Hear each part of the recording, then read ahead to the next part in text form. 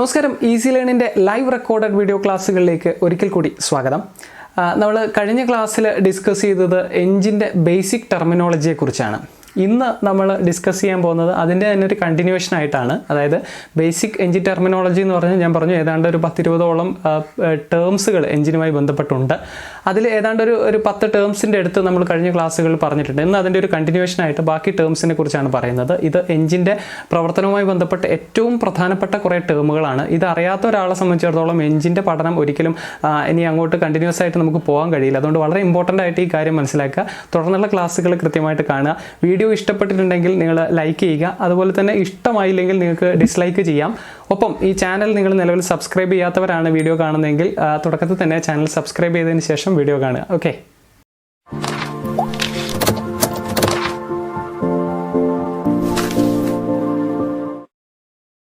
അപ്പോൾ ഇന്ന് നമ്മൾ സ്റ്റാർട്ട് ചെയ്യാൻ പോകുന്നത് ക്രാങ്ക് ത്രോ എന്ന് പറയുന്ന ഒരു ടേമുമായി ബന്ധപ്പെട്ടിട്ടാണ്. എന്താണ് ക്രാങ്ക് ത്രോ എന്നുള്ളത് നോക്കാം. നമുക്കറിയാം, ത്രോ എന്ന് പറഞ്ഞാൽ എറിയുക എന്നുള്ള അർത്ഥമാണ് നമ്മൾ സാധാരണഗതിയിൽ പറയുക. അപ്പം ആ ക്രാങ്ക് ത്രോ എന്ന് പറയുന്നത് ക്രാങ്ക് എറിയുന്ന ആ ഒരു പിന്നെ എന്താ പറയുക, ക്രാങ്ക് ചലിക്കുന്നത് എവിടം വരെ പോകുന്നു എന്നുള്ളതിൻ്റെ ഒരു കണ്ടീഷനാണ് നമ്മൾ ക്രാങ്ക് ത്രോ എന്ന് പറയുന്നത്. എന്താണ് അതിൻ്റെ ഒരു ഡെഫിനിഷൻ എന്ന് ചോദിച്ചാൽ, it is the distance between the centre of the crank pin to the centre of main journal. അതായത് മെയിൻ ജേണലിൻ്റെ സെൻറ്റർ മുതൽ ക്രാങ്ക് പിന്നിൻ്റെ സെൻറ്റർ വരെയുള്ള ആ ഒരു ഡിസ്റ്റൻസിനെയാണ് എന്ത് പറയുന്നത്, ക്രാങ്ക് ത്രോ എന്ന് പറയുന്നത്. Okay, the piston stroke is double the crank throw. വളരെ ഇമ്പോർട്ടൻ്റ് ആയ മറ്റൊരു ടേമാണ് piston stroke is double the crank throw. സാധാരണഗതിയിൽ അധികം ആളുകൾക്ക് അറിയാത്തൊരു സംഭവമാണ്. അതായത് പിസ്റ്റൺ സ്ട്രോക്കും ക്രാങ്ക് ത്രോവും തമ്മിൽ എന്തെങ്കിലും ബന്ധമുണ്ടോ? ക്രാങ്ക് ത്രോവിൻ്റെ ഡബിൾ ആയിരിക്കും പിസ്റ്റൺ സ്ട്രോക്ക് എന്ന് പറയുന്നത്. അപ്പോൾ സ്ട്രോക്ക് എന്താണ് എന്ന് നമ്മൾ മനസ്സിലാക്കി. ക്രാങ്ക് ത്രോ എന്താണ് എന്നുള്ളത് നമ്മളൊരു ചിത്രത്തിൻ്റെ സഹായത്തോടു കൂടി നമ്മൾ മനസ്സിലാക്കുകയാണ്. വളരെ സിമ്പിളാണ്. അതായത് ഞാൻ കഴിഞ്ഞ ക്ലാസ്സുകളിലൊക്കെ തന്നെ എഞ്ചിൻ്റെ പാർട്സുകളൊക്കെ പറഞ്ഞപ്പോൾ ക്രാങ്ക് ഷാഫ്റ്റ് എന്ന് പറയുന്ന ഒരു ഭാഗം വളരെ കൃത്യമായിട്ട് മനസ്സിലാക്കി പറഞ്ഞു തന്നതാണ്. അപ്പം നിങ്ങളത് ആ വീഡിയോ കണ്ടിട്ടില്ലെങ്കിൽ ആ വീഡിയോ കൃത്യമായി കാണുക. അതിൻ്റെ കാർഡ് മുകളിൽ നിങ്ങൾക്ക് കാണാം. ആ വീഡിയോ കണ്ടതിന് ശേഷം, അല്ലെങ്കിൽ അത്തരത്തിലുള്ള ഇതിന് മുമ്പേ ഉള്ള അപ്ലോഡ് ചെയ്ത വീഡിയോകളൊക്കെ കണ്ടതിന് ശേഷം മാത്രം നിങ്ങൾ ഈ വീഡിയോ കാണുക. കാരണം ഇതൊരു കണ്ടിന്യൂവേഷൻ ആയിട്ടാണ് ഞാൻ ഈ ക്ലാസ് കൊണ്ടുപോകുന്നത്. ഓരോ ആഴ്ചയിലും 2 ക്ലാസ് വീതം എടുക്കുന്നുണ്ട്. അപ്പോൾ ഞാൻ ക്രാങ്ക് ത്രോ എന്താണെന്ന് പറയണമെന്നുണ്ടെങ്കിൽ ക്രാങ്ക് ഷാഫ്റ്റ് എന്താണെന്ന് കൃത്യമായി മനസ്സിലാക്കണം. അപ്പോൾ ക്രാങ്ക് ഷാഫ്റ്റിൻ്റെ മെയിൻ ജേണലും അതുപോലെ തന്നെ ക്രാങ്ക് പിന്നിൻ്റെയും സെൻറ്റർ പോയിന്റുകൾക്ക് തമ്മിലുള്ള ദൂരമാണ് ക്രാങ്ക് ത്രോ എന്ന് പറയുന്നത്. ഇവിടെ നിങ്ങൾക്ക് ചിത്രത്തിനകത്ത് ക്രാങ്ക് ത്രോ എന്താണ് എന്ന് അടയാളപ്പെടുത്തിയിട്ടുണ്ട്. എന്താണ്? ഇതാണ് മെയിൻ ജേണൽ എന്ന് പറയുന്ന ഒരു ഭാഗം. ഇതാണ് ക്രാങ്ക് പിൻ എന്ന് പറയുന്ന ഒരു ഭാഗം. ഈ ക്രാങ്ക് പിന്നിൻ്റെ സെൻറ്റർ പോയിന്റും മെയിൻ ജേണലിൻ്റെ സെൻറ്റർ ലൈനും തമ്മിലുള്ള ഡിസ്റ്റൻസ് ആണ് ക്രാങ്ക് ത്രോ എന്ന് പറയുന്നത്. അപ്പോൾ സ്വാഭാവികമായിട്ടും ഇതിൻ്റെ ഒരു കാര്യം കൂടി, ഒരു പോയിന്റ് കൂടി അതിനകത്ത് പറയുന്നുണ്ട്. The piston stroke is double the throw. അപ്പോൾ എന്തായിരുന്നു പിസ്റ്റൺ സ്ട്രോക്ക് എന്ന് പറഞ്ഞാൽ ഓർമ്മയുണ്ടോ? നമ്മൾ പിസ്റ്റൺ ചലിക്കുന്ന ഇപ്പോൾ പിസ്റ്റൺ മൂവ് ചെയ്യുന്ന TDC മുതൽ BDC വരെയുള്ള ആ ഒരു ദൂരത്തിനെയാണ് നമ്മൾ എന്ത് പറഞ്ഞത്, സ്ട്രോക്ക്, അല്ലെങ്കിൽ ആ ഒരു ചലനത്തിനെയാണ് നമ്മൾ സ്ട്രോക്ക് എന്ന് പറഞ്ഞത്. അപ്പോൾ ഈ പിസ്റ്റൺ അതിനുശേഷം വന്ന് കണക്റ്റിംഗ് റോഡ് വന്ന് ക്രാങ്ക് ഷാഫ്റ്റ്, ഇങ്ങനെ ക്രാങ്ക് പിൻ, ഇതാണ് ക്രാങ്ക് പിൻ. അപ്പം ക്രാങ്ക് ഷാഫ്റ്റ് ഇതാണ് എന്ന് വിചാരിക്കുക. അപ്പോൾ ക്രാങ്ക് പിന്നും ക്രാങ്ക് ഷാഫ്റ്റും. അപ്പോൾ എപ്പോഴും നമ്മൾ മനസ്സിലാക്കേണ്ടത് ഈ ക്രാങ്ക് ഷാഫ്റ്റിൻ്റെയും ക്രാങ്ക് ഷാഫ്റ്റിൻ്റെ മെയിൻ ജേണലും ക്രാങ്ക് പിന്നിൻ്റെയും ഇടയിലുള്ള ദൂരമാണ് ക്രാങ്ക് ത്രോ എന്ന് നമ്മൾ പറഞ്ഞല്ലോ. ഇതിപ്പോൾ ഉദാഹരണത്തിന് ഒരു 10 സെൻറ്റിമീറ്റർ ആണെങ്കിൽ, ഇതൊരു 5 സെൻറ്റിമീറ്റർ ആണെങ്കിൽ, അല്ലെങ്കിൽ ഇതൊരു 5 മില്ലിമീറ്റർ ആണെങ്കിൽ, നമ്മൾ അങ്ങനെ പറയാം, ഒരു ഉദാഹരണം പറയുന്നേ ഉള്ളൂ. ഒരു 10 മില്ലിമീറ്ററോ അല്ലെങ്കിൽ 5 മില്ലിമീറ്ററോ, ഇതിൻ്റെ ഡബിൾ ആയിരിക്കും ഇപ്പുറത്ത് വരിക. അതായത് 10 ആയിരിക്കും. ഇത് 5 ആണെങ്കിൽ സ്ട്രോക്ക് 10 ആയിരിക്കും. ഓക്കെ, അതോടൊപ്പം തന്നെ അതിനകത്ത് ഒരു സംശയം വേറെ കിടക്കും, എന്തുകൊണ്ടാണ് അങ്ങനെ വരുന്നത് എന്നുള്ളത്. ഇതിൻ്റെ ഒരു പ്രശ്നം എന്താ, പിസ്റ്റൺ താഴോട്ടേക്ക് നീങ്ങുമ്പോൾ ഇങ്ങനെ നീങ്ങിയിട്ട് ഇതിങ്ങനെ ക്രാങ്ക് ഷാഫ്റ്റ് ഇങ്ങനെ റൊട്ടേറ്റ് ചെയ്ത് വരണം. അപ്പോൾ ആ ഒരു പിന്നെ എന്താ പറയുക, റൊട്ടേഷൻ കൃത്യമായി ചെയ്യണം എന്നുണ്ടെങ്കിൽ നമ്മൾ ഈ ഒരു രീതിയിൽ അറേഞ്ച് ചെയ്യണം എന്നുള്ളതാണ് ഇതിനകത്തുള്ള കാര്യം. അപ്പോൾ ക്രാങ്ക് ത്രോ എന്ന് പറഞ്ഞാൽ ക്രാങ്ക് ഷാഫ്റ്റിൻ്റെ സെൻറ്റർ ലൈനും, അതുപോലെ തന്നെ ക്രാങ്ക് ഷാഫ്റ്റിൻ്റെ മെയിൻ ജേണലിൻ്റെ സെൻറ്റർ ലൈനും, അതുപോലെ തന്നെ ക്രാങ്ക് പിന്നിൻ്റെ സെൻറ്റർ ലൈനും ഇടയിലുള്ള ദൂരത്തിനെയാണ് ക്രാങ്ക് ത്രോ എന്ന് പറയുന്നത്. ആ ദൂരമാണ് യഥാർത്ഥത്തിൽ ക്രാങ്ക് ഷാഫ്റ്റ് ഇങ്ങനെ റൊട്ടേറ്റ് ചെയ്ത് എറിയുന്നത് പോലെ ഒരു ഫീലിംഗ്. അല്ലെങ്കിൽ നമ്മൾ ഇങ്ങനെ റൊട്ടേറ്റ് ചെയ്യുന്ന സമയത്ത് അതിങ്ങനെ എറിയുകയാണല്ലോ. അപ്പോൾ അതുകൊണ്ടായിരിക്കാം അതിൻ്റെ പേര് ത്രോ, എറിയുക എന്നുള്ള അർത്ഥത്തിലേക്ക് വരുന്നത്. അപ്പോൾ ക്രാങ്ക് ത്രോ എന്ന് പറഞ്ഞാൽ നമ്മൾ മനസ്സിൽ വരേണ്ടതാണ് ക്രാങ്ക് ഷാഫ്റ്റിൻ്റെ മെയിൻ ജേണലിനും ക്രാങ്ക് പിന്നിനും ഇടയിലുള്ള ദൂരമാണ് ക്രാങ്ക് ത്രോ. ഓക്കെ, ഇതെപ്പോഴും പിസ്റ്റൺ സ്ട്രോക്കിൻ്റെ പകുതിയായിരിക്കും. ഇനി മറ്റൊരു ടേം നമ്മൾ നോക്കുകയാണ് volumetric efficiency. Volumetric efficiency, volume എന്ന് പറഞ്ഞാൽ എന്താ? വ്യാപ്തം എന്നാണ് അർത്ഥം. എഫിഷ്യൻസി എന്ന് പറഞ്ഞാൽ എന്താ? കാര്യക്ഷമത എന്നാണ് അർത്ഥം. ഓക്കെ, അപ്പോൾ എന്താണ് വോളിമെട്രിക് എഫിഷ്യൻസി എന്ന് നോക്കാം. അതിൻ്റെ ഡെഫിനിഷൻ എങ്ങനെയാണ്? It is the ratio between the air drawn into the cylinder during the suction stroke and the volume of the cylinder. Suction stroke നടക്കുന്ന സമയത്ത് സിലിണ്ടറിനുള്ളിലേക്ക് കടന്നു വരുന്ന എയറിൻ്റെയും അല്ലെങ്കിൽ സക്ഷൻ സ്ട്രോക്ക് നടക്കുന്ന സമയത്ത് സിലിണ്ടറിൻ്റെ ഉള്ളിലേക്ക് കടന്നു വരുന്ന എയറിൻ്റെയോ അല്ലെങ്കിൽ എയർ ഫ്യൂൽ മിക്സ്ചറിൻ്റെയോ ആ ഒരു റേഷ്യോ എന്തിനെ അപേക്ഷിച്ച് സാധാരണ എത്ര വലുപ്പമുണ്ടോ അതിന് ആ വലുപ്പത്തിൽ പൂർണ്ണമായും എയർ കടന്നു വരുന്നുണ്ടെങ്കിൽ 100% വോളിയോമെട്രിക് എഫിഷ്യൻസി എന്ന് പറയാം. ഇപ്പോൾ ഉദാഹരണത്തിന് നമുക്കൊരു പിക്ചർ നോക്കാം. ഇവിടെ പിസ്റ്റൺ ടി ഡി സിയിൽ നിന്ന് ബി ഡി സിയിലേക്ക് വരുമ്പോഴാണ് സക്ഷൻ സ്ട്രോക്ക് നടക്കുന്നത്. ഇപ്പോൾ പവർ കഴിഞ്ഞു, ഇനി അടുത്ത സ്ട്രോക്കിൽ വരുമ്പോൾ സ്വാഭാവികമായിട്ടും എക്സോസ്റ്റ് സ്ട്രോക്കാണ് നടക്കുക. ഇപ്പം മുകളിലോട്ടേക്ക് പോവുകയാണ് പിസ്റ്റൺ, മുകളിലോട്ടേക്ക് പോകുമ്പോൾ എക്സോസ്റ്റ് സ്ട്രോക്ക്, അടുത്ത സ്ട്രോക്ക് സക്ഷൻ സ്ട്രോക്കാണ്. അപ്പോൾ സക്ഷൻ സ്ട്രോക്ക് നടക്കുന്ന സമയത്ത് പിസ്റ്റൺ താഴോട്ടേക്ക് നീങ്ങുന്ന സമയത്ത്, ഇപ്പോൾ ഈ ഒരു സമയം എന്ന് പറയുന്നത് പിസ്റ്റൺ താഴോട്ടേക്ക് നീങ്ങുന്ന സമയമാണ്. ഇങ്ങനെ പിസ്റ്റൺ താഴോട്ടേക്ക് നീങ്ങുന്ന സമയത്ത് ഈ സിലിണ്ടറിനുള്ളിൽ പൂർണ്ണമായും ഫില്ലാവാനുള്ള എയർ വന്ന് നിറയുക എന്നുള്ളത് ചില സമയങ്ങളിൽ അല്ലെങ്കിൽ അങ്ങനെ സാധ്യമല്ല ഒരിക്കലും. കാരണം എന്താ വെച്ചാൽ ഇത് സാവധാനം ഞാനിപ്പോൾ കാണിച്ച ഒരു വളരെ സ്ലോയിൽ നടക്കുന്ന ഒരു പ്രവർത്തനമല്ല. വളരെ ഫാസ്റ്റായിട്ട് പിസ്റ്റൺ താഴോട്ടും മുകളിലോട്ടും ഇങ്ങനെ അടിച്ചുകൊണ്ടിരിക്കുകയാണ്. അങ്ങനെ വരുന്ന സമയത്ത് വളരെ സ്ലോയിൽ വരുന്നതല്ല, വളരെ ഫാസ്റ്റായിട്ട് നടക്കുന്നതാണ്. അങ്ങനെ ഫാസ്റ്റായിട്ട് നടക്കുമ്പോൾ ഈ വോളിയം, അതായത് സിലിണ്ടറിൻ്റെ മുഴുവൻ വോളിയവും ഉൾക്കൊള്ളാനുള്ള അത്രയും തന്നെ എയർ ചിലപ്പം ആ സമയത്ത് കടന്നു വരണമെന്നില്ല. ചിലപ്പോൾ ഒരു പകുതി മാത്രമേ കടന്നു വരുള്ളൂ. അപ്പോൾ എത്രത്തോളം എയറിനെ നമുക്ക് കടന്നു വരാൻ സാധിക്കുന്നുണ്ടോ അതിനെയാണ് നമ്മൾ എന്ത് പറയുന്നത്? വോളിയോമെട്രിക് എഫിഷ്യൻസി എന്ന് പറയുന്നത്. ഓക്കെ, അതിൻ്റെ ഡെഫിനിഷൻ ഇങ്ങനെയാണ്: ratio between the air drawn into the cylinder during the suction stroke and the volume of the cylinder. സിലിണ്ടറിൻ്റെ ടോട്ടൽ വോളിയത്തിനെ അപേക്ഷിച്ച് സക്ഷൻ സ്ട്രോക്ക് നടക്കുന്ന സമയത്ത് എത്രത്തോളം എയർ അല്ലെങ്കിൽ എയർ ഫ്യൂൽ മിക്സ്ചർ. എന്തുകൊണ്ടാണ് എയർ അല്ലെങ്കിൽ എയർ ഫ്യൂൽ മിക്സ്ചർ എന്ന് പറഞ്ഞത്? ഇപ്പോൾ പെട്രോൾ എഞ്ചിനാണെങ്കിൽ എയർ ഫ്യൂൽ മിക്സ്ചറാണ് ആ സമയത്ത് കടന്നു വരിക, ഡീസൽ എഞ്ചിനാണെങ്കിൽ എയർ മാത്രമാണ് കടന്നു വരിക. അതുകൊണ്ടാണ് അങ്ങനെ പറയുന്നത്. ഓക്കെ, അപ്പോൾ അതിൻ്റെ ഒരു റേഷ്യോനെയാണ് നമ്മൾ എന്ത് പറയുന്നത്? വോളിയോമെട്രിക് എഫിഷ്യൻസി എന്ന് പറയുന്നത്. ഓക്കെ, അപ്പം വോളിയോമെട്രിക് എഫിഷ്യൻസി കൂട്ടാനുള്ള മാർഗ്ഗം എന്താ? എയറിനെ കൂടുതലായിട്ട് ഉള്ളിലേക്ക് തള്ളി കൊടുക്കുക. താഴേക്ക് വരുമ്പോൾ പിസ്റ്റൺ താഴോട്ടേക്ക് വരുമ്പോൾ സ്വാഭാവികമായിട്ട് അവിടെ ഒരു സക്ഷൻ ക്രിയേറ്റ് ചെയ്യുന്നതുകൊണ്ടാണ് വോളിയം എയർ അതിൻ്റെ ഉള്ളിലേക്ക് കടന്നു വരുന്നത്. അപ്പോൾ ഓരെങ്കിൽ നമുക്കൊന്ന് തള്ളി കൊടുത്തു കഴിഞ്ഞാൽ എന്ത് ചെയ്യാം? വോളിയോമെട്രിക് എഫിഷ്യൻസി വർദ്ധിപ്പിക്കാം. വോളിയോമെട്രിക് എഫിഷ്യൻസി വർദ്ധിപ്പിക്കുന്നതിൻ്റെ ഭാഗമായിട്ടാണ് നമ്മൾ സാധാരണ എന്താ പറയുക, ടെർബോ ചാർജർ എന്നൊക്കെ പറഞ്ഞ സാധനം, സൂപ്പർ ചാർജർ, ടെർബോ ചാർജർ എന്നൊക്കെ പറഞ്ഞ സാധനം ഉപയോഗിക്കുന്നത്. അതിനെക്കുറിച്ചൊക്കെ നമുക്ക് പിന്നീട് നോക്കാം. ഇനി വോളിയോമെട്രിക് എഫിഷ്യൻസി വർദ്ധിപ്പിക്കാനുള്ള മറ്റൊരു മാർഗ്ഗമാണ് നമ്പർ ഓഫ് വാൾവുകൾ കൂട്ടുക, വാൾവുകളുടെ എണ്ണം കൂട്ടുക. അപ്പോൾ ഒരു വാൾവ് വെക്കുന്നതിന് പകരം 2 വാൾവുകൾ വെക്കുക. അപ്പോൾ 2 വാൾവുകൾ കൂടിയും എയർ കടന്നു വരുമല്ലോ. അപ്പോൾ കുറേ കൂടി എളുപ്പത്തിൽ നമുക്ക് വോളിയം കംപ്ലീറ്റ് ചെയ്യാൻ പറ്റും, അല്ലെങ്കിൽ ഫില്ല് ചെയ്യാൻ പറ്റും. അപ്പം അതുകൊണ്ടാണ് ഇപ്പോൾ വരുന്ന എഞ്ചിനുകളിലൊക്കെ 4 സിലിണ്ടർ എഞ്ചിനിൽ 16 വാൾവുകളൊക്കെ വരുന്നത്. 2 ഇൻലെറ്റ് വാൾവും 2 എക്സോസ്റ്റ് വാൾവും. ഇവിടെ ഇൻലെറ്റ് വാൾവിൻ്റെ എണ്ണം കൂട്ടുക എന്നുള്ളതാണ് വോളിയോമെട്രിക് എഫിഷ്യൻസി വർദ്ധിപ്പിക്കാനുള്ള മറ്റൊരു മാർഗ്ഗം. അങ്ങനെ പല മാർഗ്ഗങ്ങളുണ്ട്, അതിനെക്കുറിച്ചൊക്കെ നമുക്ക് പിന്നീട് നോക്കാം. അപ്പോൾ എന്താണ് വോളിയോമെട്രിക് എഫിഷ്യൻസി? വോളിയം നിറയാനുള്ള ആ ഒരു എഫിഷ്യൻസി, 100% സിലിണ്ടർ ഫുൾ ആവാനുള്ള വോളിയത്തിലുള്ള എയർ ആ സക്ഷൻ നടക്കുന്ന സമയത്ത് കടന്നു വരുന്നുണ്ടെങ്കിൽ നമുക്ക് എന്ത് പറയാം? 100% വോളിയോമെട്രിക് എഫിഷ്യൻസി എന്ന് നമുക്ക് പറയാം. ഒരിക്കലും ഇങ്ങനെ സംഭവിക്കാറില്ല, കാരണം അത്രയും ഫാസ്റ്റായിട്ടാണ് നടക്കുക. ഏതാണ്ട് ഒരു 60% അടുത്തൊക്കെ കിട്ടിയാൽ തന്നെ നമുക്ക് വോളിയോമെട്രിക് എഫിഷ്യൻസി ഉണ്ട് എന്ന് തന്നെ നമുക്ക് പറയാം. പക്ഷേ ഇവിടെ നമ്മൾ മനസ്സിലാക്കേണ്ടത് പൂർണ്ണമായും എയർ അതിനകത്ത് നിറയാൻ കഴിയാത്തതിൻ്റെ കാരണം സമയമില്ലാത്തതുകൊണ്ടാണ്. കുറഞ്ഞ സമയം കൊണ്ട് പിസ്റ്റൺ താഴോട്ടേക്ക് പോയി പിന്നെ അപ്പോഴത്തേക്കും മുകളിലേക്ക് പോകും. ആ സമയം എന്താ പറയുക, ഇല്ലാത്തത് കൊണ്ടാണ് നമുക്ക് എയർ പൂർണ്ണമായും അതിൻ്റെ അകത്ത് നിറയ്ക്കാൻ പറ്റുന്നത്. അപ്പോൾ എന്താണ് വോളിയോമെട്രിക് എഫിഷ്യൻസി എന്ന് മനസ്സിലായി എന്ന് വിചാരിക്കുന്നു. ഓക്കെ, ഇനി മറ്റൊന്നാണ് തെർമൽ എഫിഷ്യൻസി. തെർമൽ എന്ന് പറഞ്ഞാൽ എന്താ?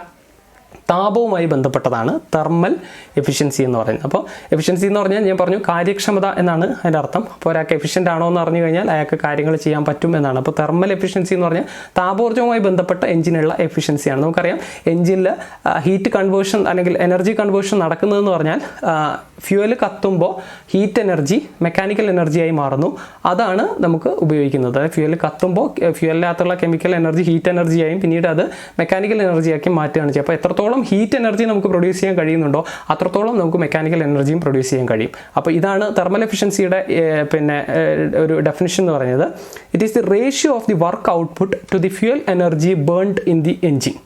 ഒരു എൻജിനിൽ ഫ്യൂവൽ എനർജി ബേൺ ചെയ്യുന്നതിന് ആനുപാതികമായി എത്രത്തോളം എന്താ പറയുക മെക്കാനിക്കൽ എനർജി അല്ലെങ്കിൽ വർക്ക് ഔട്ട്പുട്ട് നമുക്ക് പുറത്തേക്ക് കിട്ടുന്നുണ്ടോ അതിനെയാണ് നമ്മൾ എന്ത് പറയുന്നത് തെർമൽ എഫിഷ്യൻസി എന്ന് പറഞ്ഞാൽ. This relationship is expressed in percentage. നേരത്തെ ഞാൻ വോളിയോമെട്രിക് എഫിഷ്യൻസി പറഞ്ഞ പോലെ തന്നെ ഇതും എന്തിലാണ് പറയുന്നത് പെർസെൻറ്റേജിലാണ് പറയുന്നത്. അപ്പോൾ എത്രത്തോളം താപോർജ്ജം ഉൽപ്പാദിപ്പിക്കാനുള്ള കപ്പാസിറ്റി ഒരു എഞ്ചിനുണ്ടോ, കൂടുതൽ താപോർജ്ജം ഉൽപ്പാദിപ്പിക്കുന്നതിനനുസരിച്ച് എന്താണ് കൂടുതൽ തെർമൽ എഫിഷ്യൻ്റ് ആവും എന്നുള്ളതാണ് നമ്മൾ മനസ്സിലാക്കേണ്ടത്. ഓക്കെ, എഞ്ചിൻ്റെ ഉള്ളിൽ സ്ഫോടനം നടന്നിട്ടാണ് കത്തിയിട്ടാണ് ഫ്യൂവൽ ഇഞ്ചെക്ട് ചെയ്തിട്ട് അല്ലെങ്കിൽ പിന്നെ എയർ ഫ്യൂവൽ മിക്സ്ചർ പോയിട്ട് സ്പാർക്ക് കൊടുത്ത് കത്തിക്കുമ്പോഴൊക്കെ സ്ഫോടനം നടക്കും. സ്ഫോടനം നടക്കുമ്പോൾ ആ ഹീറ്റ് എനർജി പ്രൊഡ്യൂസ് ചെയ്യും ഫ്യൂവൽ കത്തുമ്പോൾ. ആ ഹീറ്റ് എനർജി എത്രത്തോളം പ്രൊഡ്യൂസ് ചെയ്യിപ്പിക്കാൻ നമുക്ക് കഴിയുന്നുണ്ടോ അത്രത്തോളം മെക്കാനിക്കൽ എനർജി നമുക്ക് പ്രൊഡ്യൂസ് ചെയ്യാൻ പറ്റും. ഇപ്പോൾ തെർമൽ എഫിഷ്യൻസി എന്ന് പറഞ്ഞാൽ എഞ്ചിൻ്റെ ഫ്യൂവൽ കത്തുന്ന സമയത്ത് ഉണ്ടാകുന്ന ഹീറ്റ് എനർജിയിൽ നിന്ന് എത്രത്തോളം മെക്കാനിക്കൽ എനർജി നമുക്ക് പ്രൊഡ്യൂസ് ചെയ്യാൻ കഴിയുന്നുണ്ട് എന്നുള്ളതിൻ്റെ ഒരു നിരക്കാണ്. It is the ratio of work output to the fuel energy burned in the engine. അപ്പോൾ അതായത് നിശ്ചിത എനർജി നിശ്ചിത ഫ്യൂവൽ നമ്മൾ കൊടുക്കുമ്പോൾ അതിൽ നിന്ന് എത്രത്തോളം വർക്ക് ഔട്ട്പുട്ട് നമുക്ക് ഉണ്ടാക്കാൻ പറ്റുന്നുണ്ട് എന്നുള്ളതിൻ്റെ നിരക്കാണ് തെർമൽ എഫിഷ്യൻസി എന്ന് പറയുന്നത്. ഓക്കെ, ഇനി മറ്റൊന്ന് നോക്കാം, പവർ, എൻജിൻ പവർ. ഇവിടെ പല ആളുകൾക്ക് ഒരു കൺഫ്യൂഷൻ ഉണ്ട്, എന്താണ് ഈ എൻജിൻ പവർ എന്ന് പറഞ്ഞാൽ എന്താണെന്നുള്ളത്. അപ്പോൾ പവർ എന്താണ് എന്ന് പറഞ്ഞു കഴിഞ്ഞാൽ ഡെഫിനേഷൻ ഇങ്ങനെയാണ്: power is the rate at which the work is done in A specific time. ഒരു പ്രത്യേക സമയത്ത് ചെയ്യുന്ന പ്രവൃത്തിയുടെ നിരക്കിനെയാണ് എന്ത് പറയുന്നത് പവർ എന്ന് പറയുന്നത്. ഒരു നിശ്ചിത സമയം കൊണ്ട് ഒരാൾ ഒരു വർക്ക് പൂർത്തിയാക്കുന്നു. ഒരു ഉദാഹരണം നമുക്ക് നോക്കാം. ഇവിടെ സാധാരണഗതിയിൽ ഈ പവറിൻ്റെ ഒരു ഔട്ട്പുട്ട് നമ്മൾ പറയുന്നത് അല്ലെങ്കിൽ പവറിൻ്റെ ഒരു ഇക്വേഷൻ നമ്മൾ പറയുന്നത് force into distance moved by time എന്നുള്ളതാണ്. ഇവിടെ നമുക്ക് നോക്കാം, ഒരാൾ 12 ന്യൂട്ടൺ ഭാരമുള്ള ഒരു പെട്ടി, ഒരു ബോക്സ് അയാൾ തള്ളിക്കൊണ്ടുപോവുകയാണ്. 5 മീറ്റർ ഡിസ്റ്റൻസിലേക്കാണ് അയാൾ തള്ളി നീക്കുന്നത്. അതിന് അയാൾ എടുക്കുന്ന സമയം എന്ന് പറയുന്നത് നമുക്ക് നോക്കാം എത്രയാണ്,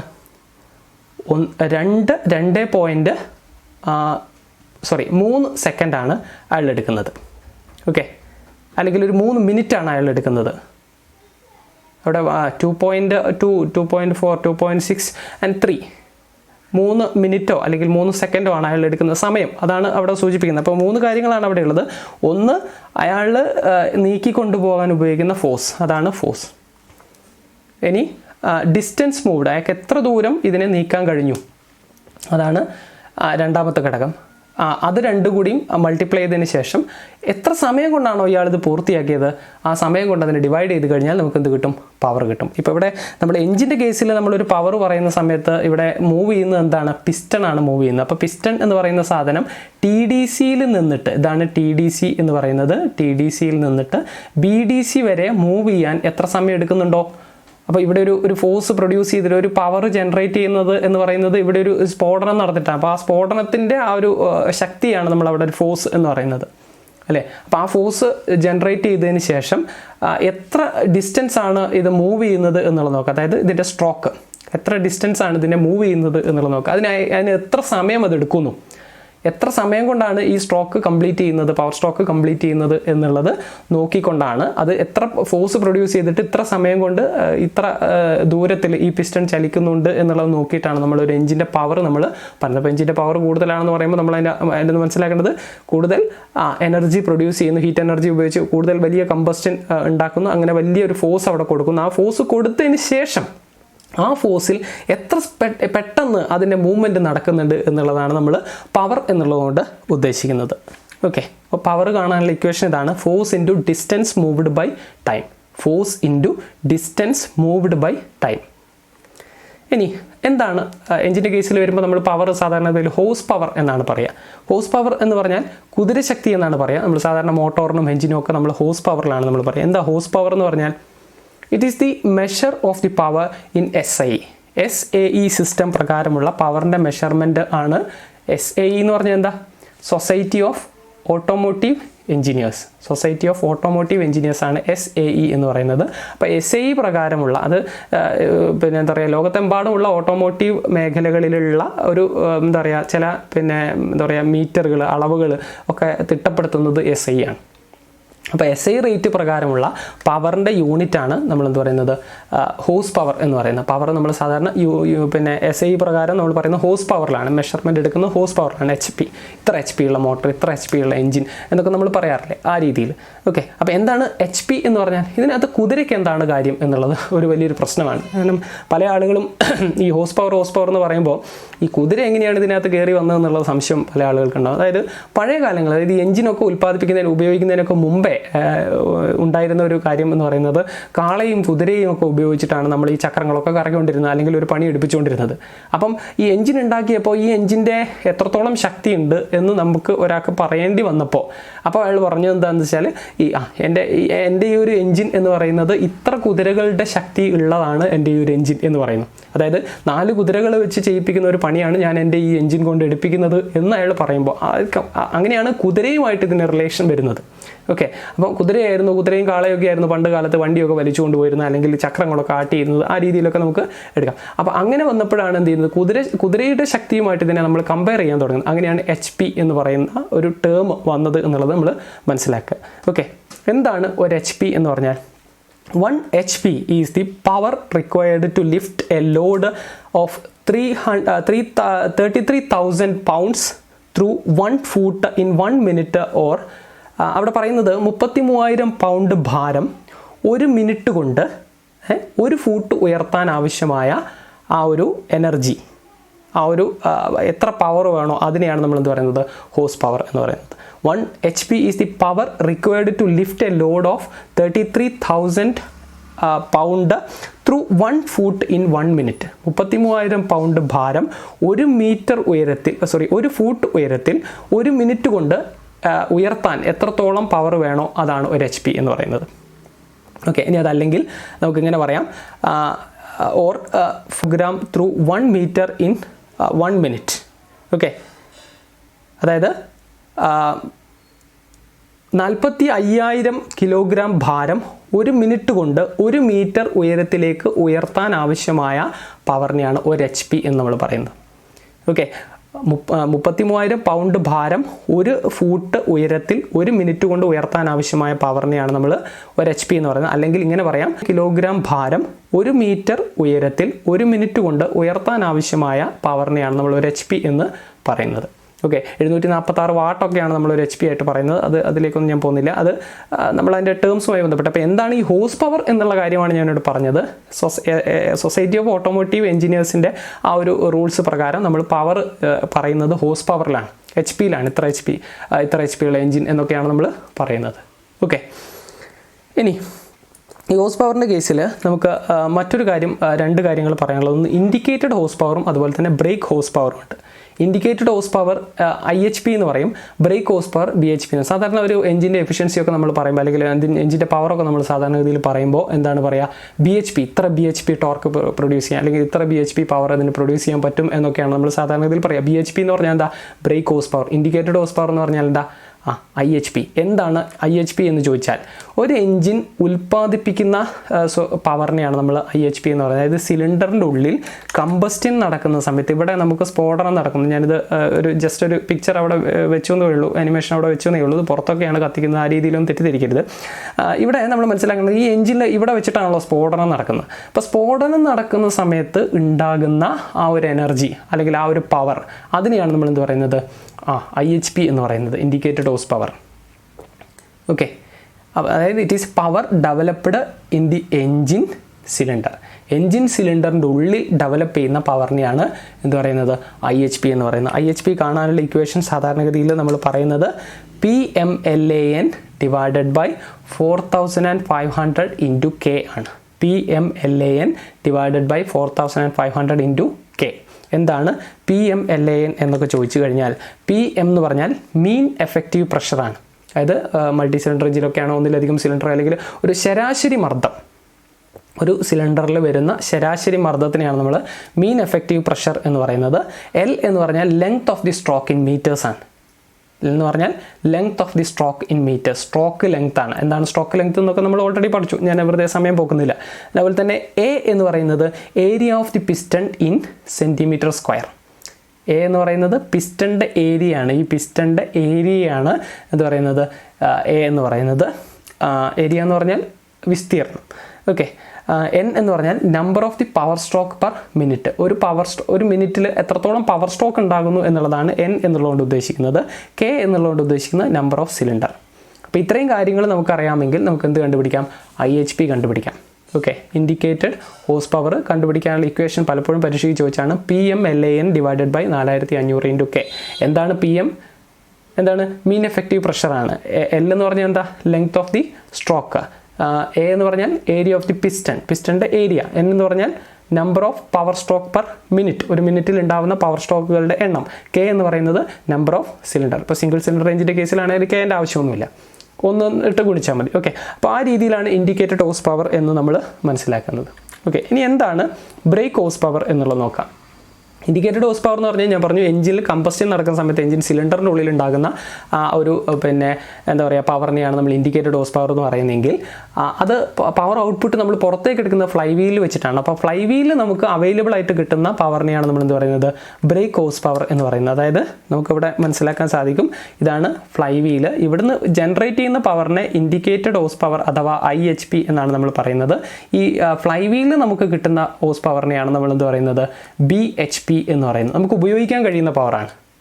അപ്പോൾ സ്വാഭാവികമായിട്ട് സംശയം തോന്നും, ഇത് തന്നെയല്ലേ ഇവിടെയും കിട്ടുന്നത് എന്ന്. അല്ല, എന്താണെന്ന് വെച്ചാൽ ഇവിടെ ഉണ്ടാക്കുന്ന പവർ കുറേ ഘർഷണം മൂലം ഇവിടെ നഷ്ടപ്പെട്ടു പോകും. ഓക്കെ, ഇവിടെ ഉണ്ടാക്കുന്ന പവർ ഘർഷണം മൂലം ഇവിടേക്ക് ഒരഞ്ഞ് ഇവിടേക്ക് എത്തുമ്പോൾ ഇത്രയും തന്നെ പവർ കിട്ടില്ല എന്ന് വരും, ചെറിയ അളവിൽ കുറവ് വരും. ആ കുറവിനെയാണ് നമ്മൾ ഫ്രിക്ഷണൽ ഹോഴ്സ് പവർ എന്ന് പറഞ്ഞാൽ അടുത്ത സ്ലൈഡിൽ നമുക്ക് നോക്കാം. അപ്പോൾ ഈ BHP കണ്ടുപിടിക്കാനുള്ള ഇക്വേഷൻ എന്താണെന്ന് വെച്ചാൽ 2πNT ഡിവൈഡഡ് ബൈ 4500 എന്നുള്ളതാണ്. 2πNT divided by 4500. ഇതിൽ N എന്ന് പറഞ്ഞാൽ RPM ആണ് ഉദ്ദേശിക്കുന്നത്. RPM എന്ന് പറഞ്ഞാൽ ക്രാങ്ക് ഷാഫ്റ്റിൻ്റെ RPM ആണ് ഉദ്ദേശിക്കുന്നത്. RPM എന്ന് പറഞ്ഞാൽ എന്താ? റൊട്ടേഷൻ പെർ മിനിറ്റ് അല്ലെങ്കിൽ റെവല്യൂഷൻ പെർ മിനിറ്റ് എന്ന് പറയാം. ഒരു മിനിറ്റിൽ എത്ര പ്രാവശ്യം ഈ ക്രാങ്ക് ഷാഫ്റ്റ് കറങ്ങുന്നു എന്നുള്ളത് നോക്കും. അതോടൊപ്പം തന്നെ T എന്ന് പറയുന്നത് ടോർക്കാണ്. ടോർക്ക് എന്ന് പറഞ്ഞാൽ കറക്കാൻ ആവശ്യമായ ബലം. ഒരു ഷാഫ്റ്റിനെ അല്ലെങ്കിൽ ഒരു വീലിനെ കറക്കാൻ ആവശ്യമായ ബലത്തിനെയാണ് നമ്മൾ ടോർക്ക് എന്ന് പറയുന്നത്. അപ്പോൾ ഈ ടോർക്കും ക്രാങ്ക് ഷാഫ്റ്റിൻ്റെ ടോർക്കും അതോടൊപ്പം തന്നെ ക്രാങ്ക് ഷാഫ്റ്റിൻ്റെ സ്പീഡും നമുക്കറിയാമെങ്കിൽ എന്ത് കണ്ടുപിടിക്കാം? നമുക്ക് BHP കണ്ടുപിടിക്കാം. 2πNT divided by 4500. ഇത് ഇക്വേഷൻ പലപ്പോഴും പരീക്ഷയ്ക്ക് ചോദിച്ചിട്ടുണ്ട്. അതോടൊപ്പം തന്നെ ഈ ഇക്വേഷൻ പ്രകാരം ചോദിച്ചിട്ട് ഇതിൽ N എന്തിനെ സൂചിപ്പിക്കുന്നു എന്നും T എന്തിനെ സൂചിപ്പിക്കുന്നു എന്നും പരീക്ഷയ്ക്ക് ചോദിച്ചിട്ടുണ്ട്. N എന്ന് പറഞ്ഞാൽ N എന്ന് പറഞ്ഞാൽ RPM of the crank shaft ആണ്. T എന്ന് പറയുന്നത് ടോർക്കാണ്. ഓക്കെ, ഇത് രണ്ടും അറിയാമെങ്കിൽ നമുക്ക് ബ്രേക്ക് ഹോഴ്സ് പവർ കണ്ടുപിടിക്കാം. ഇപ്പോൾ സംഗതി ഇത്രയേ ഉള്ളൂ. ഇൻഡിക്കേറ്റഡ് ഹോഴ്സ് പവർ എന്ന് പറഞ്ഞാൽ എഞ്ചിൻ്റെ ഉള്ളിൽ ഉൽപ്പാദിപ്പിക്കുന്ന പവർ, കമ്പസ്റ്റൻ നടക്കുന്ന സമയത്ത് ഉൽപ്പാദിപ്പിക്കുന്ന പവർ. ബ്രേക്ക് ഹോഴ്സ് പവർ എന്ന് പറഞ്ഞാൽ അത് ഫ്ലൈ വീലിലേക്ക് കിട്ടുന്ന പവർ. അപ്പോൾ എവിടെയോ വെച്ച് ചെറിയ കുറയുന്നുണ്ട്, ഘർഷണം മൂലമാണ് കുറയുന്നത്. അങ്ങനെ കുറയുന്നതിനെയാണ് നമ്മൾ എന്ത് പറയുന്നത്? ഫ്രിക്ഷണൽ ഹോഴ്സ് പവർ എന്ന് പറയുന്നത്. ഓക്കെ, അതിൻ്റെ ഒരു എന്താ പറയുക ഡിസ്ക്രിപ്ഷൻ ഇങ്ങനെയാണ്. It is the horse power lost in the engine due to the friction മൂലം നഷ്ടപ്പെട്ടു പോകുന്ന ആ ഒരു പവറിനെയാണ് നമ്മൾ എന്ത് പറയുന്നത്? FHP എന്ന് പറയുന്നത്. FHP എന്ന് പറഞ്ഞാൽ ഫ്രിക്ഷണൽ ഹോഴ്സ് പവർ ആണ്. അതായത് എൻജിൻ്റെ ഉള്ളിൽ ഇവിടെ ഉൽപ്പാദിപ്പിക്കുന്ന പവറിനെ നമ്മൾ IHP എന്നും അതുപോലെ തന്നെ ഈ ക്രാങ്ക് ഷാഫ്റ്റിൽ നമുക്ക് കിട്ടുന്ന പവറിനെ നമ്മൾ BHP എന്നും പറയുന്നു. ഈ ഘർഷണം മൂലം ഇവിടെ ഒരഞ്ഞ് നഷ്ടപ്പെടുന്ന പവറിനെയാണ് നമ്മൾ എന്ത് പറയുന്നത്? FHP എന്ന് പറയുന്നത്. ഓക്കെ, FHPക്ക് അത് കണ്ടുപിടിക്കാനുള്ള ഇക്വേഷൻ എന്താണ്? ഇപ്പോൾ BHP നമുക്കറിയാമെങ്കിൽ ഈ BHP അറിയാമെങ്കിൽ IHP നമുക്കറിയാമെങ്കിൽ ഇത് രണ്ടും നമുക്കറിയാമെങ്കിൽ നമുക്ക് എന്ത് കണ്ടുപിടിക്കാം? FHP കണ്ടുപിടിക്കാം. കാരണം ഉൽപ്പാദിപ്പിക്കുന്ന പവർ ഇപ്പോൾ കുറച്ച് കൂടുതലായിരിക്കും, ഉപയോഗിക്കുന്ന പവർ അല്ലെങ്കിൽ ഉപയോഗിക്കാൻ കഴിയുന്ന പവർ കുറച്ച് കുറവായിരിക്കും. ഉൽപ്പാദിപ്പിക്കുന്ന പവറിൽ നിന്ന് ഉപയോഗിക്കാൻ കഴിയുന്ന പവർ കുറച്ചാൽ നമുക്ക് എന്ത് കണ്ടുപിടിക്കാൻ പറ്റും? നഷ്ടപ്പെട്ടു പോയ, ഘർഷണം മൂലം നഷ്ടപ്പെട്ടു പോയ പവർ നമുക്ക് കണ്ടുപിടിക്കാൻ പറ്റും. FHP is equal to IHP minus BHP ആണ്. ഓക്കെ, ഇനി മറ്റൊരു കാര്യം നമുക്ക് നോക്കാം. മെക്കാനിക്കൽ എഫിഷ്യൻസി എന്ന് പറഞ്ഞാൽ ഞാൻ നേരത്തെ തന്നെ പറഞ്ഞു, എഫിഷ്യൻസി എന്ന് പറഞ്ഞാൽ കാര്യക്ഷമത എന്നുള്ള അർത്ഥത്തിലാണ് നമ്മൾ എടുക്കുന്നത്. എഫിഷ്യൻസി എന്ന് പറയുമ്പോൾ കാര്യക്ഷമത എന്നുള്ള അർത്ഥത്തിലാണ്. അപ്പോൾ മെക്കാനിക്കൽ എഫിഷ്യൻസി എന്ന് പറഞ്ഞാൽ യാന്ത്രികമായി പ്രവൃത്തി ചെയ്യാനുള്ള കാര്യക്ഷമതയാണ് നമ്മൾ ഉദ്ദേശിക്കുന്നത്. അതിൻ്റെ ഒരു എക്സ്പ്ലനേഷൻ ഇങ്ങനെയാണ്: it is the ratio of power delivered and the power available in the engine. അതായത് ഉപയോഗിക്കാൻ കഴിയുന്ന ഉൽപ്പാദിപ്പിക്കുന്ന പവറിൽ നിന്ന് എത്ര നമുക്ക് ഉപയോഗിക്കാൻ കഴിയുന്നുണ്ട് എന്നുള്ളതിൻ്റെ റേഷ്യോ ആണ് നമ്മൾ മെക്കാനിക്കൽ എഫിഷ്യൻസി എന്നുള്ളതുകൊണ്ട് ഉദ്ദേശിക്കുന്നത്. It is expressed in percentage. അതായത് ഇപ്പം നമ്മൾ ഉദാഹരണത്തിന് ഒരു കുട്ടിയുടെ എഫിഷ്യൻസി നമ്മൾ പറയുമ്പോൾ ആ കുട്ടിക്ക് 100 പരീക്ഷ നടത്തി എന്ന് വിചാരിക്കുക. 100 മാർക്കാണ് ടോട്ടൽ മാർക്ക്. അതിൽ ആ കുട്ടിക്ക് കിട്ടിയത് 50 മാർക്കാണ് എന്ന് വിചാരിക്കുക. അപ്പോൾ ആ കുട്ടിയുടെ എഫിഷ്യൻസി എന്ന് പറഞ്ഞാൽ എന്താ? 50% ആണ്. കാരണം 100 ടോട്ടൽ വാങ്ങേണ്ടത്, അതിൽ 50 ആ കുട്ടി വാങ്ങിയത്. ഇത് പറയുന്ന പോലെ തന്നെ IHP എന്ന് പറയുന്നത് ഇവിടെ നമുക്ക് ഉൽപ്പാദിപ്പിക്കുന്ന പവറാണ്. അത് നമുക്ക് ഉപയോഗിക്കാൻ എത്ര കഴിയുന്നു അതിൻ്റെ റേഷ്യോ. BHP എന്ന് പറയുന്നത് ഉപയോഗിക്കാൻ കഴിയുന്ന പവറാണ്, അതിൻ്റെ റേഷ്യോ ആണ് നമ്മൾ എന്ത് പറയുന്നത് മെക്കാനിക്കൽ എഫിഷ്യൻസി എന്ന് പറയുന്നത്. ഉൽപ്പാദിപ്പിക്കുന്നതിൽ നിന്ന് എത്ര നമുക്ക് ഉപയോഗിക്കാൻ കഴിയുന്നോ അതാണ് mechanical efficiency. Okay, mechanical efficiency is the ratio of the power delivered and the power available in the engine. ഉൽപ്പാദിപ്പിക്കുന്നതിൽ നിന്ന് എത്ര നമുക്ക് ഉപയോഗിക്കാൻ കഴിയുന്നു. It is expressed in percentage. സാധാരണ പെർസെൻറ്റേജിലാണിത് എക്സ്പ്രസ് ചെയ്യുന്നത്. അപ്പോൾ അതിൻ്റെ ഒരു ഇക്വേഷൻ ഇങ്ങനെയാണ്: BHP/IHP × 100. Okay, brake horse power divided by indicator horse power × 100. ഇതാണ് മെക്കാനിക്കൽ എഫിഷ്യൻസി കാണാനുള്ള ഇക്വേഷൻ. അപ്പോൾ എന്താ മെക്കാനിക്കൽ എഫിഷ്യൻസി എന്ന് ചോദിച്ചാൽ എങ്ങനെയാണ് പറയുന്നത്? ഉൽപ്പാദിപ്പിക്കുന്ന പവറിൽ നിന്ന് എത്ര നമുക്ക് ഉപയോഗിക്കാൻ കഴിയുന്നുണ്ട് അതിൻ്റെ ഒരു നിരക്കിനെയാണ് നമ്മൾ എന്ത് പറയുന്നത് മെക്കാനിക്കൽ എഫിഷ്യൻസി എന്ന് പറയുന്നത്. ഓക്കെ, ഇനി നമുക്ക് നോക്കാനുള്ള മറ്റൊരു ടേമാണ് brake mean effective pressure, BMEP. Brake mean effective pressure എന്ന് പറഞ്ഞാൽ it is the mean or average pressure on the piston uniformly acting during the power stroke which would produce the same pressured brake power output. It is the mean or average pressure on the piston uniformly acting during the power stroke. ഓരോ power stroke നടക്കുന്ന സമയത്ത് ഉണ്ടാകുന്ന ആ ഒരു പവറിൻ്റെ അല്ലെങ്കിൽ ആ ഒരു പ്രഷറിൻ്റെ average എടുക്കുമ്പോഴാണ് നമുക്ക് എന്ത് കിട്ടുന്നത്? ബ്രേക്ക് മീൻ എഫക്റ്റീവ് പ്രഷർ എന്ന് പറയുന്നത് കിട്ടുന്നത്. അപ്പോൾ നമുക്ക് എല്ലാ തവണയും പവർ സ്ട്രോക്ക് ഉൽപ്പാദിപ്പിക്കുമ്പോൾ ഉണ്ടാകുന്ന പ്രഷർ ഒരേതായിക്കണമെന്നില്ല. അപ്പം അതിൻ്റെ ഒരു ആവറേജ് എടുക്കുമ്പോൾ നമുക്ക് കിട്ടുന്നതാണ് ബ്രേക്ക് മീൻ എഫക്റ്റീവ് പ്രഷർ എന്ന് പറയുന്നത്. Which would produce the same measured or brake power output. ഇത് നമ്മൾ BHPയുമായിട്ട് ബന്ധപ്പെടുത്തിയിട്ടാണ് നമ്മളത് പറയുന്നത് എന്നുള്ളത് കൂടി മനസ്സിലാക്കുക. ഓക്കെ, അപ്പോൾ ബ്രേക്ക് മീൻ മീൻ എന്ന് പറഞ്ഞാൽ ശരാശരി എന്നുള്ള ഒരർത്ഥമാണ്. ഓരോ തവണയും പവർ സ്ട്രോക്ക് ഉണ്ടാകുന്ന സമയത്ത് ഉണ്ടാകുന്ന ഒരു പ്രഷറിനെ നമ്മൾ ശരാശരി എടുക്കുമ്പോൾ നമുക്ക് കിട്ടുന്നതാണ് brake mean effective pressure. Okay, ഓരോ തവണയും പവർ സ്ട്രോക്ക് നടക്കുന്ന സമയത്ത് ഉണ്ടാകുന്ന ഒരു പ്രഷറിൻ്റെ ഒരു ശരാശരി നമ്മൾ എടുക്കുമ്പോൾ നമുക്ക് കിട്ടുന്നതാണ് ബ്രേക്ക് മീൻ എഫക്റ്റീവ് പ്രഷർ. ഇനി മറ്റൊന്നാണ് ഫയറിംഗ് ഓർഡർ. ഫയറിംഗ് ഓർഡർ എന്ന് പറഞ്ഞാൽ നമുക്കറിയാം ഫയർ ചെയ്യുന്നതിൻ്റെ ഒരു ഓർഡറാണ്. എന്താ ഫയർ ചെയ്യുക എന്ന് പറഞ്ഞാൽ കത്തിക്കുക എന്നുള്ളതാണ്, എഞ്ചിൻ കത്തിക്കുക. അപ്പോൾ ഇവിടെ മനസ്സിലാക്കേണ്ടത് സിംഗിൾ സിലിണ്ടർ എഞ്ചിനെ സംബന്ധിച്ചിടത്തോളം ഫയറിംഗ് ഓർഡർ എന്ന് പറഞ്ഞൊരു സാധനത്തിൻ്റെ ആവശ്യമില്ല. മൾട്ടി സിലിണ്ടർ എഞ്ചിൻ്റെ കേസിലേക്ക് വരുമ്പോഴാണ് നമ്മൾ ഫയറിംഗ് ഓർഡർ എന്ന് പറയുന്നത്. അപ്പം ഇവിടെ മനസ്സിലാക്കേണ്ട ഒരു കാര്യം, the firing order is the sequence in which the power stroke takes place in each cylinder in A multi cylinder engine. Commonly used firing orders R listed in the table below. ഞാനൊരു table തരാം, അതിനകത്ത് ഏതൊക്കെയാണ് എന്നുള്ളത് നമുക്ക് നോക്കാം. അപ്പോൾ ഈ firing order എന്ന് പറഞ്ഞാൽ ഒരു മൾട്ടി സിലിണ്ടർ എഞ്ചിൻ, അപ്പം നമ്മൾ മനസ്സിലാക്കേണ്ടത് സിംഗിൾ സിലിണ്ടർ എഞ്ചിന് ഫയറിംഗ് ഓർഡർ ഇല്ല, ഒന്നിലധികം സിലിണ്ടർ വരും. ഇപ്പോൾ ഞാൻ ഇവിടെ 4 സിലിണ്ടർ കാണിച്ചിട്ടുണ്ട്. 4 സിലിണ്ടർ കാണിച്ചപ്പോൾ ആദ്യം ഏത് സിലിണ്ടറിൽ സ്ഫോടനം നടക്കണം, രണ്ടാമത് ഏത് സിലിണ്ടറിൽ സ്ഫോടനം നടക്കണം, മൂന്നാമത് ഏത് സിലിണ്ടറിൽ, നാലാമത് ഏത് സിലിണ്ടറിൽ, ഇത് നമ്മൾ മുൻകൂട്ടി സെറ്റ് ചെയ്യുന്നതാണ്. അപ്പോൾ നിങ്ങൾ ചോദിക്കുമ്പോൾ എല്ലാം ഓർഡറിൽ അങ്ങ് ചെയ്താൽ പോരെ? അങ്ങനെ ഒരിക്കലും ചെയ്യാൻ പറ്റില്ല. നമുക്ക് ഈ പവർ ബാലൻസ് ചെയ്യാൻ വേണ്ടിയിട്ട് ഒന്ന് ഇവിടെ, അതായത് ഈ ഒരു പവർ ബാലൻസിങ്ങിൻ്റെ ഭാഗമായിട്ട് നമ്മൾ ഇവിടെ ഒന്നാമത്തെ സിലിണ്ടറിൽ ഫയറിങ് നടന്നു കഴിഞ്ഞാൽ സാധാരണഗതിയിൽ നമ്മൾ എന്താ ചെയ്യുന്നത്, അടുത്ത ഫയറിങ് 3ലാണ് നടക്കുക. 1, 1, 3, 4, 2. ഈ രീതിയിലാണ് നമ്മൾ 4 സിലിണ്ടർ എഞ്ചിൻ്റെ ഫയറിംഗ് കൊടുക്കുന്നത്. ആദ്യം ഒന്നാമത്തേൽ നടക്കുന്നു, തൊട്ടടുത്ത സ്ട്രോക്കിൽ മൂന്നാമത്തെ സിലിണ്ടറിൽ ഫയറിംഗ് നടക്കുന്നു, തൊട്ടടുത്ത സ്ട്രോക്കിൽ നാലാമത്തെ സിലിണ്ടറിൽ ഫയറിംഗ് നടക്കുന്നു, തൊട്ടടുത്തതിൽ രണ്ടാമത്തെ. എന്ന് വെച്ചാൽ ഒന്ന് ഇവിടെ കഴിഞ്ഞ് പിന്നെ കുറച്ച് അങ്ങോട്ടേക്ക് പോയി വീണ്ടും തൊട്ടപ്പുറത്ത് കഴിഞ്ഞ് പിന്നെ ഇങ്ങോട്ടേക്ക് വന്നു എന്ന് പറഞ്ഞ ഒരു പവർ ബാലൻസിങ് ആണ്. ഞാൻ കഴിഞ്ഞ ക്ലാസ്സുകളിലും ഒക്കെ പറഞ്ഞ ഒരു സാധനം എന്ന് പറഞ്ഞപ്പോൾ നമ്മൾ സൈക്കിളിനൊക്കെ പിന്നെ പെറ്റലിൻ്റെ അറേഞ്ച്മെൻറ്റ് നോക്കട്ടെ, ഒന്ന് താഴ്ത്തുമ്പോൾ ഒന്ന് മുകളിലോട്ട്, ഒന്ന് താഴ്ത്തു വരുമ്പോൾ ഒന്നോട്ട്. അപ്പോൾ ഈ പവർ ബാലൻസിങ് ഇവിടെ ഉണ്ടാവുന്നത് ഇവിടെ ഉണ്ടാവണം, അല്ലാതെ ഇവിടെ ഉണ്ടായി അങ്ങനെ ഓർഡറിലാണ് വരുന്നതെങ്കിൽ ഒരു പക്ഷേ ആ ഒരു പവർ ബാലൻസിങ്ങിന് നല്ല ജർക്കിംഗ് ഒക്കെ വരും ക്രാങ്ക് ഷാഫ്റ്റിനെ സംബന്ധിച്ചിടത്തോളം. അപ്പോൾ ഒന്ന് ഇവിടെ ഉണ്ടാവുന്നു, ഒന്ന് രേശം അങ്ങോട്ട് ഉണ്ടാവുന്നു, ഒന്ന് ഇപ്പുറത്തുണ്ടാവുന്നു, ഒന്ന് ഇപ്പുറത്ത്. അപ്പോൾ ആ രീതിയിലൊരു പവർ ബാലൻസിങ്ങിന് വേണ്ടിയിട്ടാണ് ഫയറിംഗ് ഓർഡർ നമ്മൾ കൊടുക്കുന്നത്. അപ്പോൾ ഇതിനകത്ത് സ്ഥിരമായിട്ട് ചോദിക്കുന്ന ചോദ്യങ്ങളുണ്ട്. ഒരു 4 സിലിണ്ടർ എഞ്ചിൻ്റെ ഫയറിംഗ് ഓർഡർ എത്രയാണ്, 6 സിലിണ്ടർ എഞ്ചിൻ്റെ ഫയറിംഗ് ഓർഡർ എത്രയൊക്കെയാണെന്നുള്ളത് ആ ഒരു കാര്യമാണ് ഇനി പറയാൻ പോകുന്നത്. അപ്പോൾ ഈ ടേബിളിനകത്ത് കാണുന്നത് വ്യത്യസ്തങ്ങളായ എഞ്ചിനുകളുടെ ഫയറിംഗ് ഓർഡറുകളാണ്. 4 സിലിണ്ടർ എഞ്ചിൻ്റെ ഫയറിംഗ് ഓർഡർ നമ്മൾ ഓൾറെഡി പറഞ്ഞു 1 3 4 2 ആണ്. അതായത് ഒന്നാമത്തേൽ കഴിഞ്ഞാൽ പിന്നെ മൂന്നാമത്തേൽ, പിന്നെ നാലാമത്തേൽ, പിന്നെ രണ്ടാമത്തേൽ, ഇങ്ങനെയാണ് 4 സിലിണ്ടർ എഞ്ചിൻ്റെ ഫയറിംഗ് ഓർഡർ വരുന്നത്. 5 സിലിണ്ടർ എഞ്ചിൻ്റെ ഫയറിംഗ് ഓർഡർ വരുന്നത് 1 2 4 5 3 ആണ്. ആദ്യം 1, പിന്നെ 2, പിന്നെ 4, പിന്നെ 5, പിന്നെ 3. അതായത് വ്യത്യസ്തമായ ഒരു പൊസിഷനുകളിൽ ഫയർ ചെയ്തിട്ട് നമുക്ക് ആ ഒരു വെയിറ്റ് ബാലൻസിങ് അല്ലെങ്കിൽ പവർ ബാലൻസിങ് ഒക്കെ നമ്മൾ ചെയ്യുന്നു എന്നുള്ളതാണ് അവിടെ മനസ്സിലാക്കുന്നത്. 6 സിലിണ്ടർ എഞ്ചിൻ്റെ ഫയറിംഗ് ഓർഡർ വളരെ ഇമ്പോർട്ടൻ്റ് ആണ്. 1 5 3 6 2 4 ആണ് 6 സിലിണ്ടർ എഞ്ചിൻ്റെ ഫയറിംഗ് ഓർഡർ. ഞാൻ പറഞ്ഞു 6 സിലിണ്ടർ എഞ്ചിനൊന്നും ഈ ഫയറിംഗ് ഓർഡർ എന്ന് മാത്രമല്ല ഒരുപാട് ടൈപ്പ് ഫയറിംഗ് ഓർഡറുകൾ വേറെയും വരുന്നുണ്ട്. അതൊക്കെ നമുക്ക് നിങ്ങൾ നെറ്റിലൊക്കെ അടിച്ച് നോക്കി കഴിഞ്ഞാൽ ഒരുപാട് ടൈപ്പ് ഫയറിംഗ് ഓർഡറൊക്കെ നമുക്ക് കിട്ടും.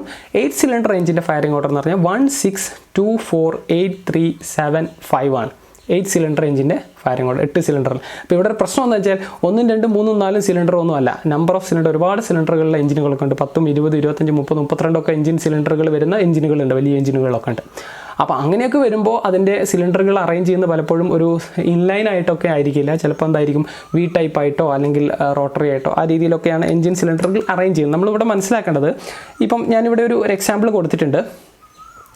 V8 എഞ്ചിൻ ഇവിടെ ഞാൻ കൊടുത്തിട്ടില്ല, കാരണം എന്ന് വെച്ചാൽ ഇത് നിങ്ങൾക്ക് ഒരു ടാർഗറ്റായിട്ട് ഞാൻ തരികയാണ്. അതായത് V8 എഞ്ചിൻ എന്ന് പറഞ്ഞാൽ വി ടൈപ്പ് എഞ്ചിനാണ്. ഇങ്ങനെ വരുന്നു വി ആകൃതിയിലുള്ള എഞ്ചിൻ ഈ രീതിയിൽ അറേഞ്ച് ചെയ്യുന്നു, എന്നിട്ട് ഇങ്ങനെ.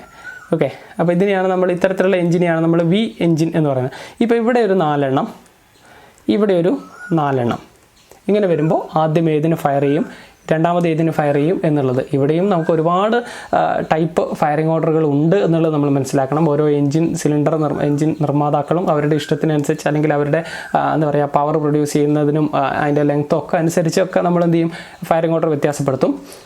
ഇന്ന് ഞാൻ ഏതാണ്ട് ഒരു 3 4 വെറൈറ്റി എഞ്ചിനുകളുടെ ഫയറിംഗ് ഓർഡറുകൾ മോസ്റ്റ് പോപ്പുലർലി ഉപയോഗിക്കുന്ന ഫയറിംഗ് ഓർഡറാണ് അവിടെ കൊടുത്തത്. അപ്പോൾ നിങ്ങൾ V8 എഞ്ചിൻ്റെ പിന്നെ ഫയറിംഗ് ഓർഡർ എത്രയാണെന്ന് കണ്ടുപിടിക്കുക. എന്നിട്ട് നിങ്ങൾക്ക് ഈ വീഡിയോയുടെ കമൻറ്റ് ബോക്സിൽ നിങ്ങൾ അത് കമൻറ്റ് ചെയ്യുക. പിന്നെ V8 എഞ്ചിൻ്റെ ഫയറിംഗ് ഓർഡർ എത്രയാണെന്ന് കണ്ടുപിടിച്ച് കമൻറ്റ് ചെയ്യുന്ന ആളുകൾക്ക് മെക്കാനിക്കൽ റിലേറ്റഡ് ആയിട്ടുള്ള ഒരു പുസ്തകം ഞാൻ അയച്ചു തരുന്നതാണ്. ഒപ്പം ഈ ഒരു വീഡിയോ ഇത്രയും നേരം കണ്ട് കാര്യങ്ങൾ മനസ്സിലാക്കിയ ആളുകൾക്ക് ഒരിക്കൽ കൂടി ഹൃദയം നിറഞ്ഞ നന്ദി രേഖപ്പെടുത്തുന്നു. അടുത്ത വീഡിയോ വരുന്നവരെ കാത്തിരിക്കുക. വീഡിയോ കണ്ട് ഇഷ്ടപ്പെട്ടാൽ ലൈക്ക് ചെയ്യുക, ഇഷ്ടമായില്ലെങ്കിൽ ഡിസ്ലൈക്ക് ചെയ്യാം. ഒപ്പം തന്നെ ചാനൽ സബ്സ്ക്രൈബ് ചെയ്തിട്ടില്ലെങ്കിൽ ഇപ്പോൾ തന്നെ സബ്സ്ക്രൈബ് ചെയ്യുക. അടുത്ത വീഡിയോ വരുന്നവരെ കാത്തിരിക്കുക. താങ്ക്